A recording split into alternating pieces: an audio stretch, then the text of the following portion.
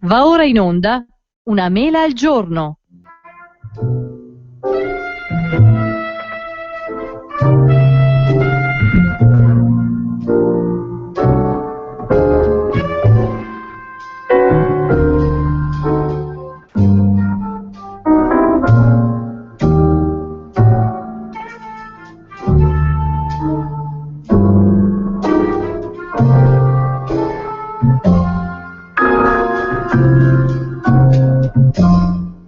A Radio Padania Libera diamo subito la parola al dottor Luciano Bresciani, che condurrà quest'oggi la consueta trasmissione dedicata al mondo della medicina e della salute. Per intervenire con lui fra pochi minuti apriremo le linee telefoniche, potrete intervenire allo 02 66 20 35 29. Prego Luciano. Come fa Simone? Buongiorno, buongiorno amici padani. Per mia sfortuna e per vostra sfortuna non abbiamo qui Simone, perché anche lui è impegnato nell'ambito di alcuni impegni regionali.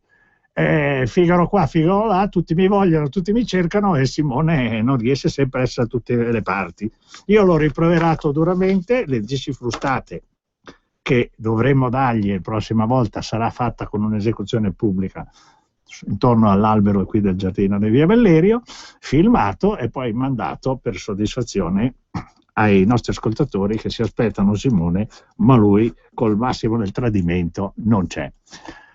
Oggi non è una bella giornata, voi lo sapete tutti, perché oggi abbiamo visto che un governo messo ad hoc, diciamo un governo di scopo, per fare una legge elettorale, non ha fatto la legge elettorale. E le manovre del palazzo hanno detto: se non fai la legge elettorale ti cacciamo a casa. E così è avvenuto. Adesso ne arriva un altro, arriva un fenomeno che deve risolvere tutti i problemi che non ha risolto in 9 mesi Letta, però per fare questo lui vuole stare qui fino al 2018, quindi vuol dire che allora Letta doveva metterci 4 anni, se lui chiede 4 anni per risolvere questi problemi. Insomma, c'è un po' di confusione in questo partito comunista, che poi si chiama in un altro modo PD, quello che volete, c'è un po' di confusione, perché sono nati questi nipoti, ma questi nipoti non seguono un filo logico, non hanno una linea strategica. La linea strategica è di fare la povertà. Hanno forse ridotto le tasse ai redditi che hanno meno di 1.000 euro e che piangono la miseria e sono sotto la quota di povertà e sotto la quota di sopravvivenza? No. Hanno introdotto i costi standard a livello regionale per finanziare pro capite la sanità e bloccare le regioni che invece sono fuori bilancio, imponendo che ci siano delle tasse? No. Hanno fatto forse hanno applicato dei meccanismi sanzionatori alle regioni che hanno buchi di bilancio? No. Hanno semplicemente e vogliono semplicemente fare una legge elettorale, perché quella di prima non funziona, perché quella di adesso invece non è ancora fatta, e quella futura servirà semplicemente per garantire le poltrone a sempre quelli, perché è chiaro che il popolo che vota, quando vota, non riesce che a nominare sempre gli stessi vecchiardi non strategici e che hanno portato il nostro paese in questi guai. Il problema di fare politica da parte mia è un problema che si riflette necessariamente sulla sanità e si riflette in un modo tragico sulla sanità. Noi abbiamo perso 14.000 aziende che se ne sono andate via in termini generali sotto il profilo nazionale, però abbiamo un problema. Noi siamo, per esempio, con l'industria farmaceutica e l'industria della ricerca nell'ambito biofarmaceutico e quant'altro, siamo fra i più alti, abbiamo la più alta concentrazione rispetto agli altri paesi. Per farvi un esempio, il secondo, che ha 42 centri di ricerca e di sviluppo farmaceutico, il secondo, nei confronti di noi che ne abbiamo 136, è chiaro che la Lombardia in questo momento è sotto l'occhio del ciclone. Perché? Perché l'industria farmaceutica non ce la fa più a starci, non ce la fa più perché la ricerca non la si fa. Non la si fa più perché i costi del lavoro sono alti, anche qui i costi del lavoro, mai fatto, mai toccato, solo la legge elettorale che ti garantisca un'ampia maggioranza, come quella che abbiamo avuto adesso e quella che avremo in futuro.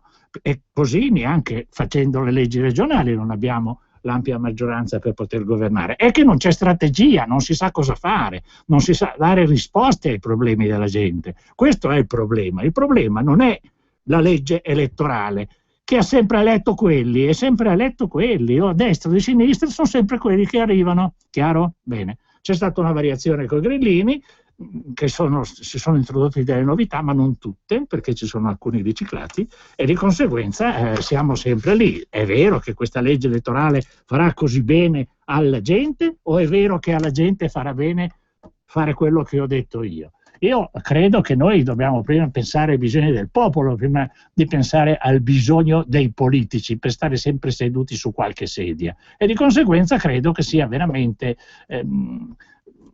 strano che si facciano dei governi uno in fila all'altro non votati, che non raggiungono lo scopo, perché quando un governo fatto come governo di scopo, una volta che ha fatto la legge elettorale, va a casa, non sta qui fino al 2018. Io sono preoccupato di questa invasione comunista, sono molto preoccupato di questa invasione, perché oltretutto crea la povertà.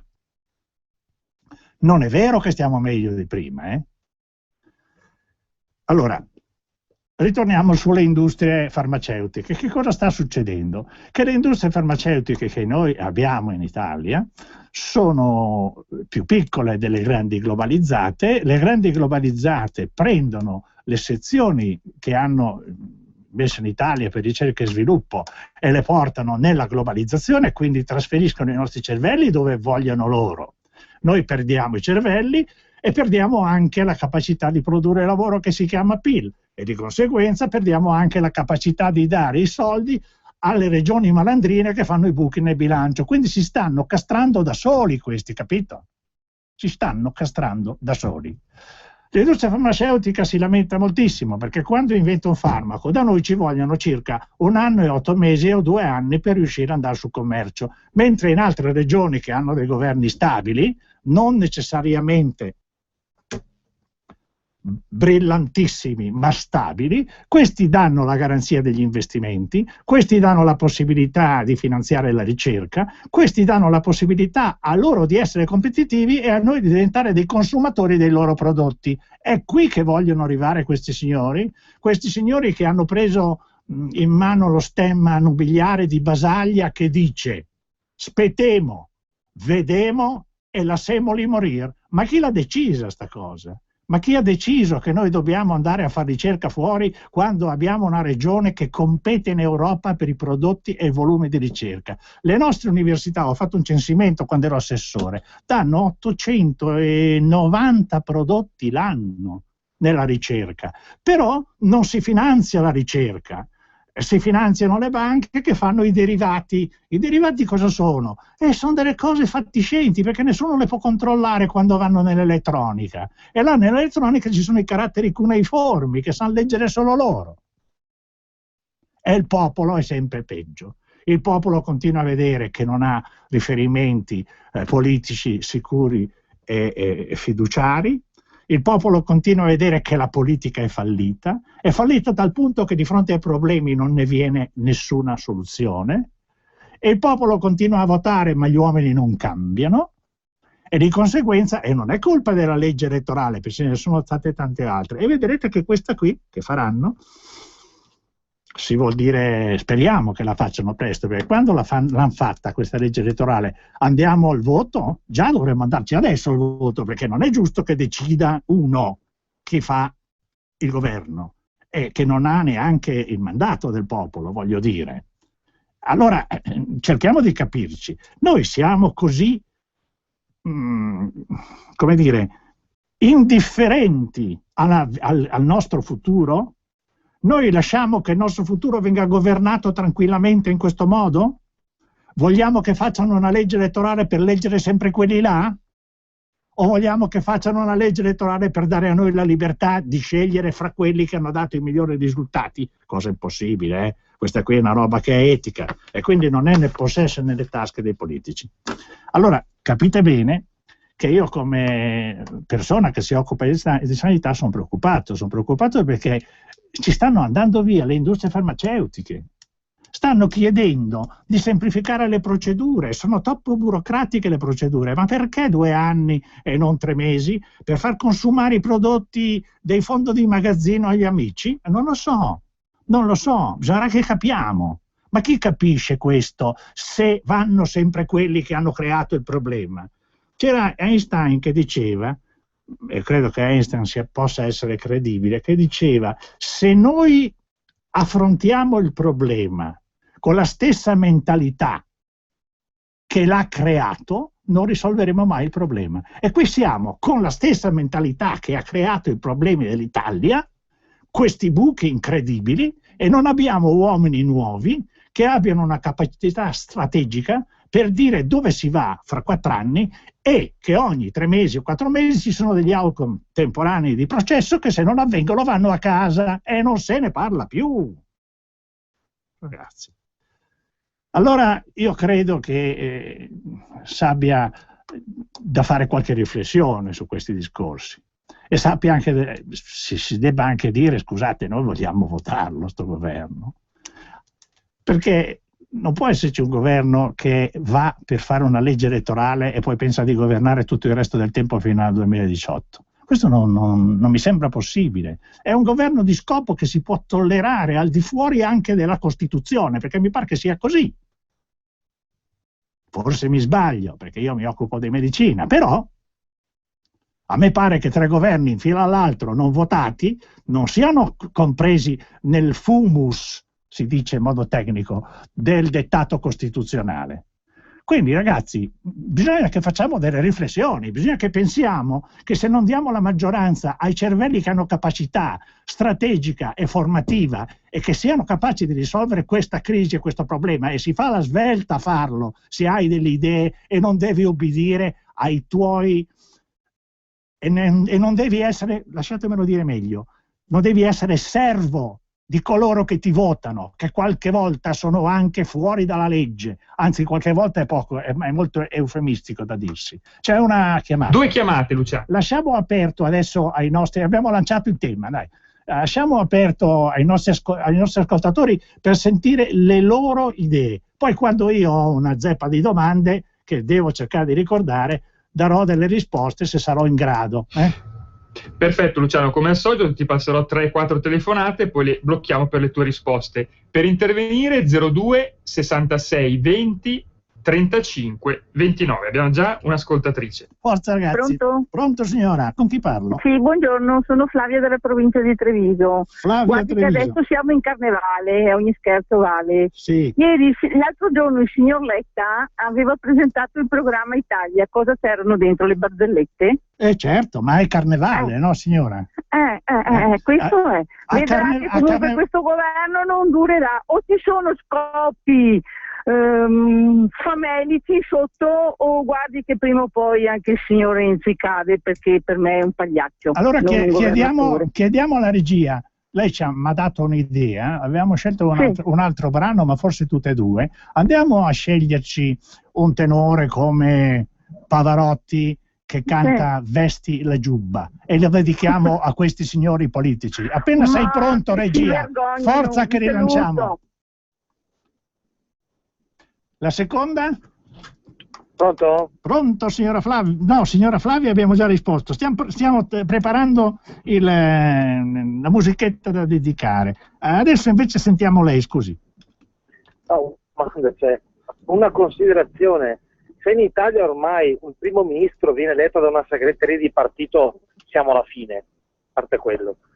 Ma com'è possibile rimediare a un fatto? Cioè, io sono per un'Italia federale, ma alla fine, se regioni come la Calabria, che ha 2 milioni di abitanti a fronte di 10 milioni come la Lombardia, che tra virgolette esporta malati in Lombardia, la sua sanità viene a costare il triplo della nostra. E lo sa perché, poi glielo dico. Come diamo autonomia a gente del genere che sa solo fare buchi nei bilanci e ruba? Grazie. Allora la risposta è molto semplice, quello che è il nostro programma. Io rispondo subito, perché così quello che è il nostro programma è quello del cosiddetto costo pro capite standard, che vuol dire finanziare il cittadino pro capite, perché ha dimostrato che pro capite costa così. E noi l'abbiamo su 20 milioni di persone. Il costo pro capite standard oggi rasenta i 1.700 euro. Te devo dire che ho fatto dei conti che in Lombardia adesso stiamo non migliorando, peggiorando, perché la ristrettezza dei soldi che Balducci ci ha voluto imporre ovviamente ci ha fatto ridurre alle ristrettissime necessità, e quindi si ricorre meno alla sanità. Prima costava 730-740 euro pro capite, adesso siamo sul 1.685-1.690, sono dati ufficiali, questi vengono certamente da strutture che non sono politicizzate, anche se cosiddette di terza parte, perché noi abbiamo le strutture di terza parte che valutano i risultati e che hanno una nomina, no, di presidenti politici e di consigli di amministrazione politici, quindi non sono di terza parte, sono di filo parte, dipende da chi governa. Ma ci sono dei dati che vengono da fuori, che vengono dagli istituti di ricerca, che sono non necessariamente condizionati dalla politica come il nostro, che dicono questo. Allora, il costo standard è questo? Bene, diamo 1.700, ok. Voi Calabria siete 2 milioni, 2 milioni per 1.700, voi Lombardia siete 10 milioni, 10 milioni per 1.700. Sfondate? Benissimo, vi fate pagare le tasse dei vostri cittadini, che così vi sentono responsabili. Non lo fate? Vi commissariamo, vi veniamo addosso con un governo ministeriale, e quel governo ministeriale, se fallisce, va in galera anche lui, no? Dico i mandati, che poi vedi che gli aspetti ci tradiscono anche i mandanti, ho detto, perché purtroppo c'è un governo che è molto influenzato dai mandanti, e lo sappiamo. Allora c'è quindi l'intervento è molto semplice: vanno regolate le regioni con delle regole precise che non possano permettersi di sbandare. Se sbandano, pagano, non come adesso, che ha sempre fatto pagare chi fa reddito, Lombardia, Veneto, anche l'Emilia Romagna, anche la Toscana ci ha rimesso un po' di soldi. Forza! Eccomi. Il prossimo? Pronto? Pronto, signora? Buongiorno dottore, io telefono da Parma. E volevo dire che sarà molto dura la lotta per la Padania Libera, perché non ci sono solo coloro che vengono a curarsi al nord nei nostri ospedali, o coloro che arrivano coi barconi. Sì, certo. Ma c'è un altro ribaltamento al nord che è molto preoccupante, e le dico subito.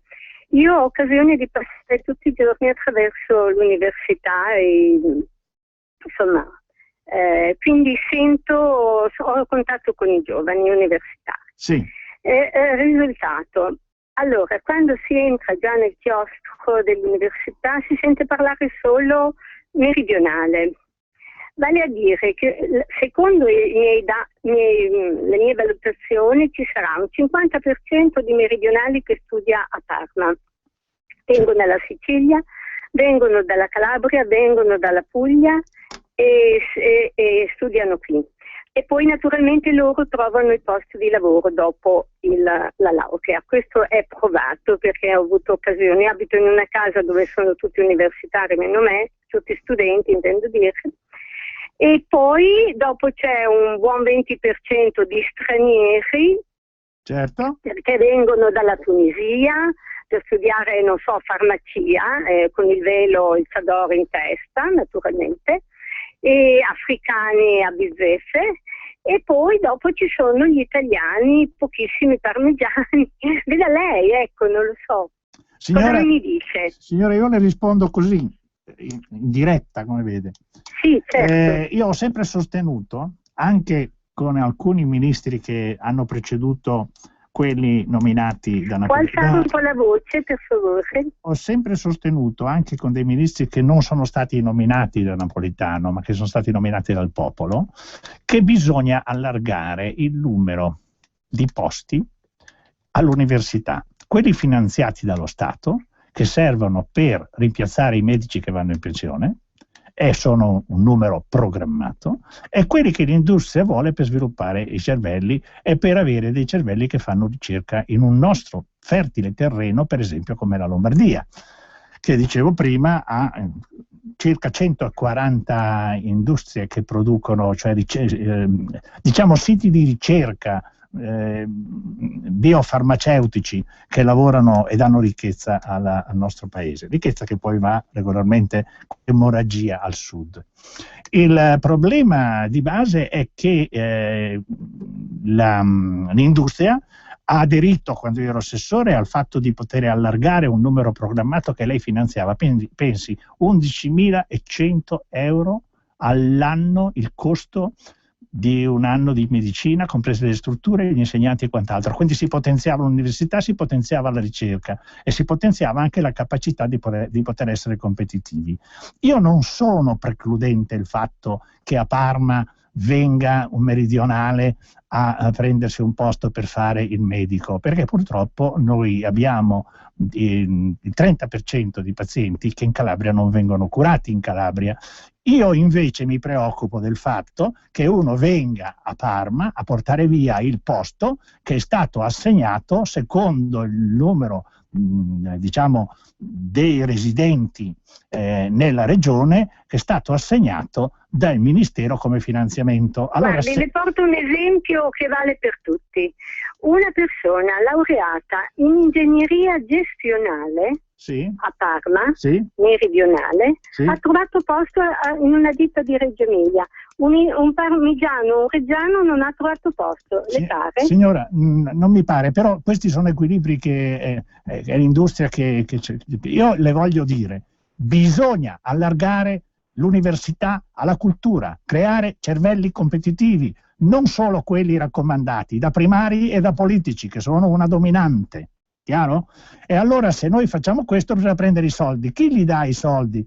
Partecipa anche l'industria, per quei medici che poi saranno ricercatori dell'industria, lei pagherà il corso di laurea e avrà alla fine questa persona un contratto quinquennale, perché qui l'industria non si lascia scappare un cervello che ha preparato.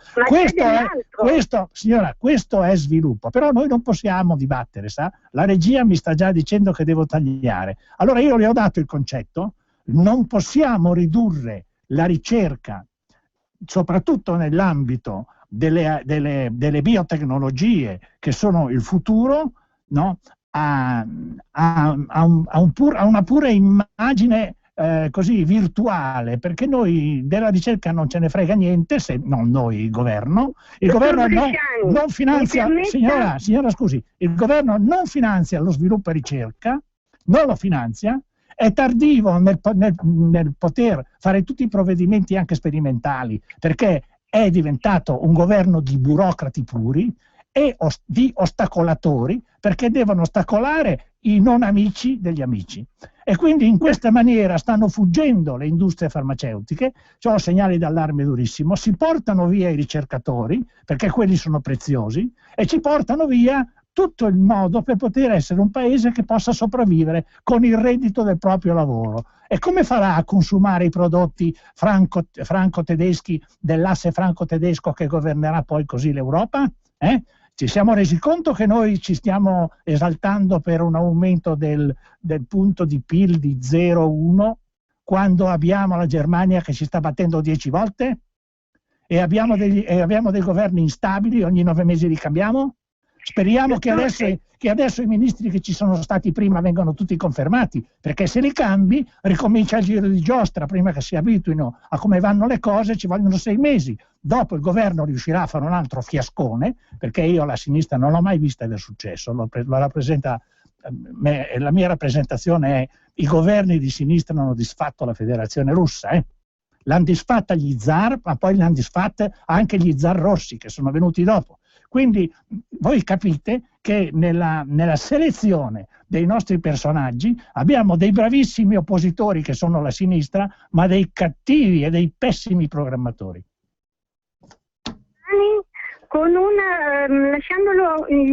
Lasciandogli una riflessione: come mai nei nostri tribunali tutti i magistrati sono meridionali e non sono di Parma? I prefetti pure? Mi spieghi lei quando avrà tempo la prossima occasione. Signora, hanno un telefono bianco col Padre Eterno e sanno benissimo come superare gli esami e piazzarsi tutti. Il Padre Eterno però è terreno, è una strategia di invasione, lei ha capito bene, no? è una strategia di invasione. L'istruzione, la magistratura, eccetera, sei dentro i tuoi amici, è chiaro che dopo governi tu, no? Guardi che Stalin aveva lanciato, era un esempio di rivoluzionario incredibile, perché si serviva della magistratura per fucilare i suoi avversari politici. Questo è noto nella storia. L'unico che è riuscito a scappare è stato Trotsky, ma gli ha mandato uno con una accetta da ghiaccio che gli ha rotto la testa. L'ha raggiunto in Messico. Pronto? Sì, pronto, ascolto. Sì, buongiorno. Buongiorno. Io vi ho ascoltato veramente con grande interesse. Nome e cognome, Sì. Cognome no, nome. Ah, se vuole. Io sono Paolo, chiamo da Loano, in provincia di Savona. Oh, fantastico Paolo. Dicevo che vi ho ascoltato davvero con grande interesse e mi chiedevo se tutto era organizzato, se davvero il livello culturale così alto di questa conversazione con la signora fosse veramente tale, voglio dire, no? La signora si chiede se l'ingegnere, programmatore, eccetera, eccetera, è meridionale o è di Parma, ma non si chiede se è bravo o se è un asino. Io chiederei solo questo, vorrei sapere solo questo, non voglio sapere né da dove arriva né come si chiama, voglio solo sapere se è bravo o meno. Immagino, rispondo alla signora, che se l'azienda che è emiliana l'ha assunto, una ragione ci sarà. Poi anche lei, io direi, ma vanto Dio, è vero, ci sono tantissimi meridionali che vengono al nord a curarsi, ma secondo voi vengono al nord a curarsi per il piacere di farlo o perché purtroppo in meridione mancano le strutture per poterlo fare in modo adeguato? E perché mancano le strutture? E perché mancano? Se lo chiede, perché mancano le strutture? Lo sa che la Calabria paga a 1030 giorni la fattura e nessuno ha interesse a portargli le strutture là perché la pagano 3 anni dopo. E allora, il problema è loro, non nostro. Per completezza di informazione bisogna dire che quegli meridionali che vengono a curarsi al nord sono pagati dalle regioni meridionali, non le paga di certo né la signora di Parma e neanche la regione Lombardia. No, lei si sbaglia, lei si sbaglia. No, lei non deve disinformare, lei deve dire esattamente le cose come sono. Lei si sbaglia, loro occupano un posto che è stato assegnato dal Ministero su domanda della regione dimezzata, glielo dico io perché c'ero io a quel posto a fare l'assessore, dimezzata, ha capito, quel posto è assegnato alla popolazione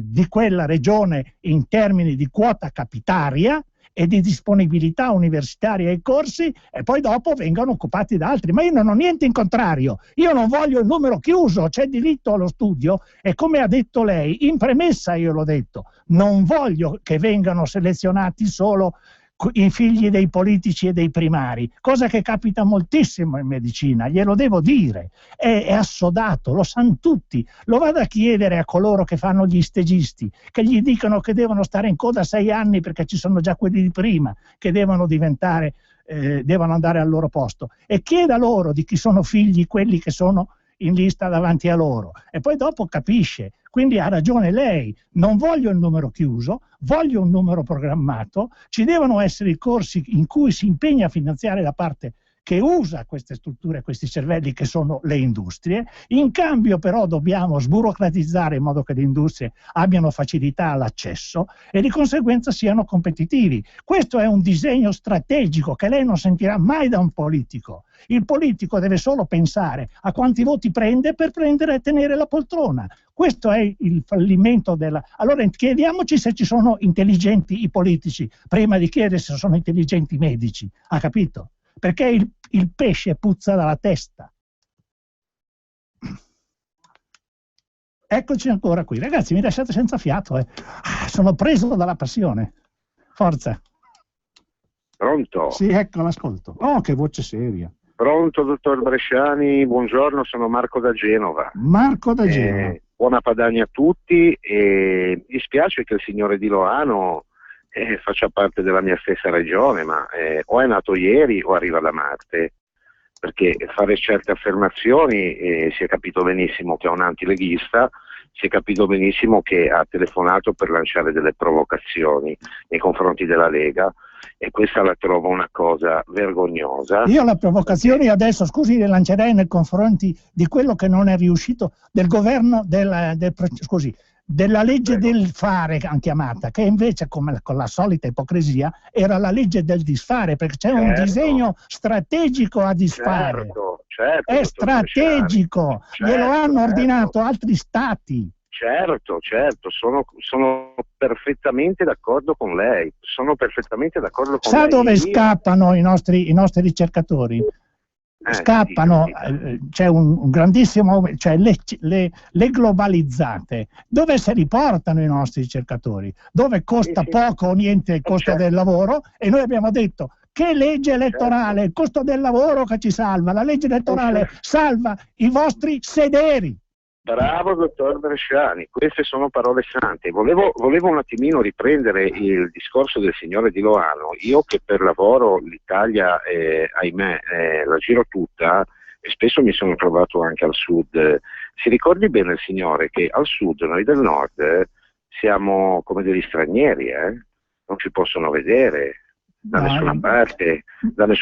Quindi quando si dice che ci impongono questi extracomunitari, ce li impongono a noi qui al nord. Senta, e sappiamo bene, ha detto bene lei, che il pesce puzza dalla testa. Senta, io devo interromperla perché ho un'altra telefonata. Volevo dirle questo. Io ho lavorato come professionista, ho provato a lavorare come professionista, direi come volontario professionista, in un ambito, diciamo, in Sicilia.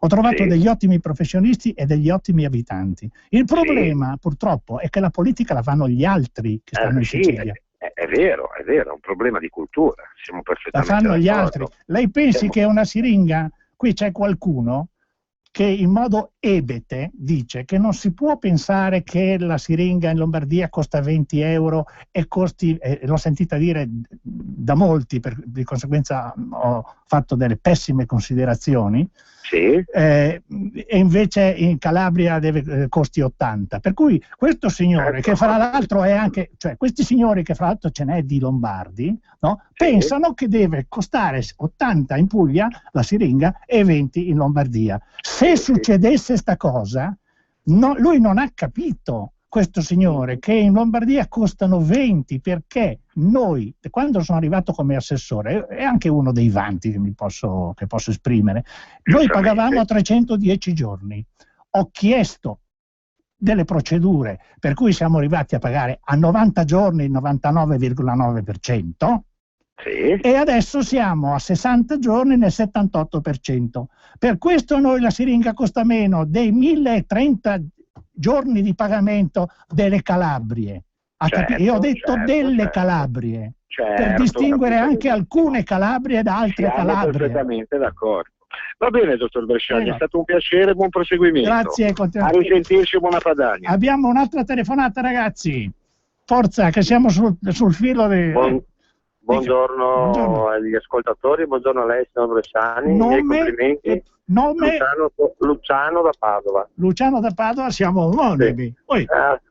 Complimenti per la risposta dell'ascoltatore assistente data con le dovute maniere e con la dovuta pacatezza. Mi è piaciuto tantissimo. Un po' di passione, c'è un po' di passione. Questo mi è piaciuto tantissimo e dispiace perché ci siano ancora delle persone che ancora si fanno illudere.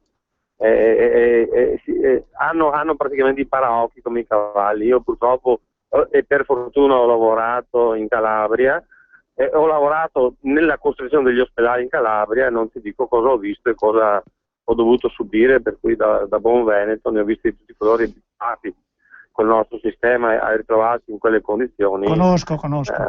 Purtroppo sono disastrati, ma sono disastrati, diciamocelo apertamente. Le persone hanno quello che votano, loro hanno votato quei politici e quei politici sono quelli che adesso non si può dire loro non c'entrano niente, c'entrano perché loro hanno votato quei politici. Sì, lei è molto cortese, la ringrazio, devo interrompere perché la regia mi dice devi interrompere, io voglio, mi ha dato un minuto, allora io devo dirle una cosa che è incredibile. Guardi che io non sono convinto che i cittadini votino con quelli che loro vogliono votare. Votano quelli che li fanno votare, quei 5-6 caporioni di quella regione lì. Guardi che i politici, e la prova è questa, non abbiamo un politico giovane, abbiamo tutti politici che adesso prima o poi dovremo per forza pensare che l'allungamento della vita fa male allo Stato. Allora adesso facciamo... Allora la dedichiamo a Enrico Letta. non è messa funebre, è una canzone che mi fa piacere dedicargli. A lui e al suo staff che ha ottenuto tutti i risultati che doveva ottenere come un governo di scopo, che in 9 mesi la legge elettorale l'avrebbe dovuta fare. Invece non l'ha fatta. Povero lui. Recitare mentre preso dall'elirio, non so più quel che dico e quel che faccio, eppure che dopo stancati, sei tu forse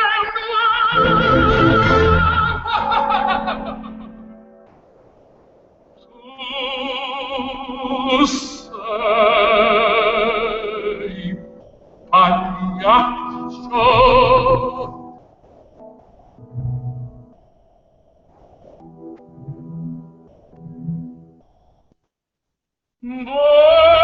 Vesti la giubba e la faccia in farina, la gente